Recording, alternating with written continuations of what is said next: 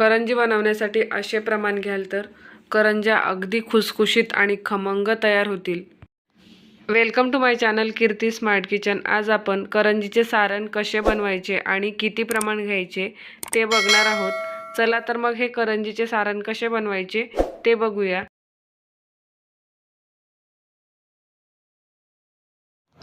सगळ्यात अगोदर इथे मी कढई घेतली आणि या कढईमध्ये अर्धा किलो बारीक रवा घातला। आता हा रवा मंद आचेवर साधारणतः 6 ते 7 मिनिटं परतून घ्यायचा। अगोदर 1 ते 2 मिनिटं तूप घालण्या अगोदर कोरडाच रवा परतून घ्यायचा। आता यात थोडं थोडं करून तूप घालायचं आहे। तर इथे मी 2 टेबलस्पून तूप घातलं।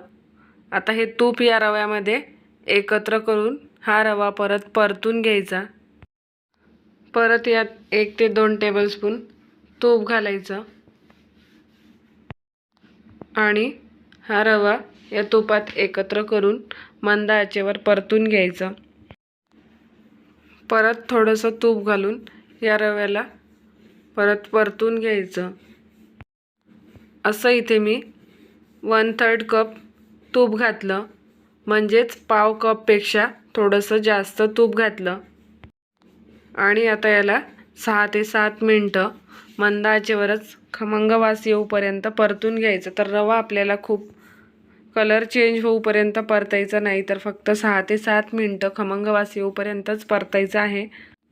6 ते 7 मिनिटं झालेले आहे आणि या रव्याला खमंग वासही यायला लागलेला आहे। आता गॅस बंद करायचा आणि रवा एका बाउलमध्ये काढून घ्यायचा आणि गार करण्यासाठी ठेवायचा।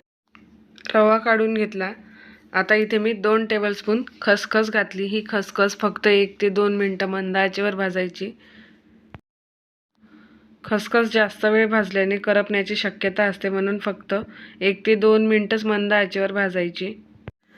खसखस भाजून झाली। आता ही खसखस एका बाउलमध्ये काढून घ्यायची आणि याच कढईमध्ये किसलेलं खोबरं घालायचं। तर इथे मी अर्धा किलो किसलेलं खोबरं घेतलं। हे खोबरं सुद्धा मंद आचेवर परतून घ्यायचं। या खोबऱ्याला खूप लालसर कलर येऊपर्यंत आपल्याला अजिबात परतायचं नाही, तर फक्त 2 ते 3 मिनिटं मंद आचेवर या खोबऱ्याला हलकं परतून घ्यायचं आहे। हे जे किसलेलं खोबरं आहे ते 2 ते 3 मिनिटं परतल्याने या खोबऱ्याचा जो ओलसरपणा आहे तो निघून जातो आणि करंजी खुसखुशीत तयार होते। 2 ते 3 मिनिटानंतर आता हे किसून घेतलेलं खोबरंसुद्धा व्यवस्थित परतून झालेलं आहे। आता हे सुद्धा एका बाउलमध्ये काढायचं आणि गार करायला ठेवायचं। तर आता हे खोबरंही गार झालेलं आहे आणि हा रवाही गार झालेला आहे। आता हे खोबरं या रव्यात घालायचं। आता यात इलायची पावडर घालायची। तर मी इथे 1 टेबलस्पून इलायची पावडर घेतली। आता हे सगळं साहित्य एकत्र करायचं।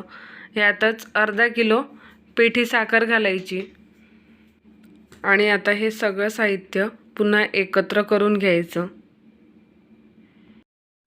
आता यात तुम्ही ड्रायफ्रूट्ससुद्धा घालू शकता। तर ड्रायफ्रूट्सचे काप आपण सगळं साहित्य एकत्र करून झाल्यानंतर घालणार आहोत। तर इथे सगळं साहित्य एकत्र करून झालं। इथे मी 1/4 कप किसमिस घातली, 1/4 कप बदामचे काप घातले। आता हे ड्रायफ्रूट्ससुद्धा यात एकत्र करून घ्यायचे। यात तुम्ही तुमच्या आवडीनुसार ड्रायफ्रूट्स घेऊ शकता किंवा नसेल घालायचे तर स्किपसुद्धा करू शकता। आता हे ड्रायफ्रूट्ससुद्धा व्यवस्थित यात एकत्र करून घ्यायचे।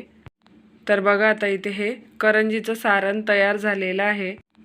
हे करंजीचं सारण बनवण्यासाठी इथे मी सगळं साहित्य अर्धा किलो घेतलेलं आहे। साखरेचे प्रमाण तुम्ही कमीसुद्धा करू शकता। असं प्रमाण घेऊन सारण बनवून बघा आणि चॅनलवर नवीन असेल तर चॅनलला सबस्क्राईब करा, तसेच बेल आयकॉनही प्रेस करा, म्हणजेच नवीन रेसिपी आल्या सगळ्यात अगोदर नोटिफिकेशन तुम्हाला येईल।